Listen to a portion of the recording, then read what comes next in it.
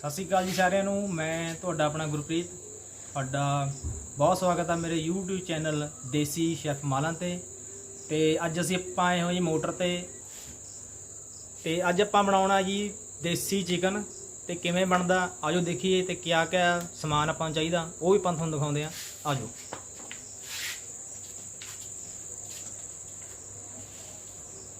ਇਹ ਆਪਾਂ ਚਿਕਨ ਲਿਆਂਦਾ ਜੀ, 2 किलो चिकन ते प्याज, हरियां मिर्चां, आदा, टमाटर ते बाकी लूण मिर्च मसाला जिहड़ा आपां पाउणा वो सारा हैगा।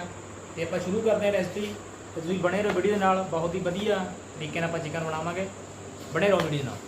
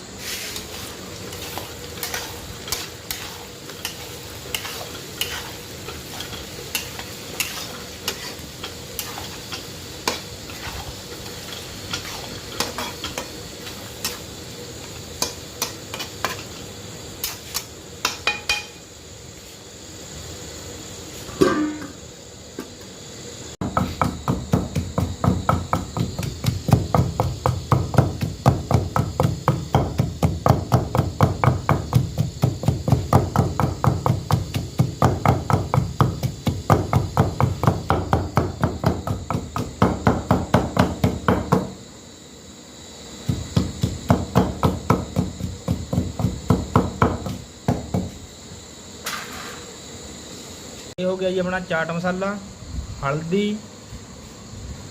गरम मसाला, लाल मिर्च ते जीरा मसाला। ये आपां पावांगे, सारा मिक्स करके रख लिया आपां।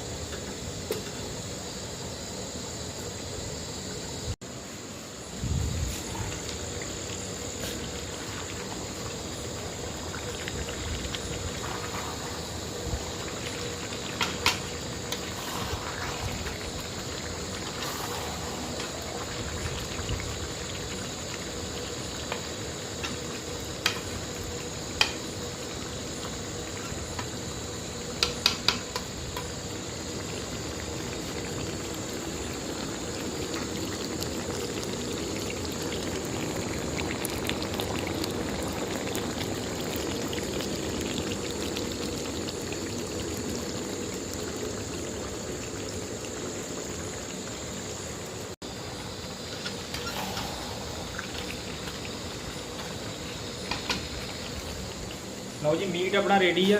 ਤਕਰੀਬਨ 25 ਤੋਂ 20 ਤੋਂ 25 ਮਿੰਟ ਇਹਨੂੰ ਲੱਗਦੇ ਆ ਬਣਨੇ ਨੂੰ, ਤੇ ਹੁਣ ਬਿਲਕੁਲ ਰੈਡੀ ਆ। ਤੇ ਹੁਣ ਤੁਹਾਨੂੰ ਖਾ ਕੇ ਦੱਸਦੇ ਆ ਕਿੱਦਾਂ ਬਣਿਆ, ਦੇਖੋਗੇ।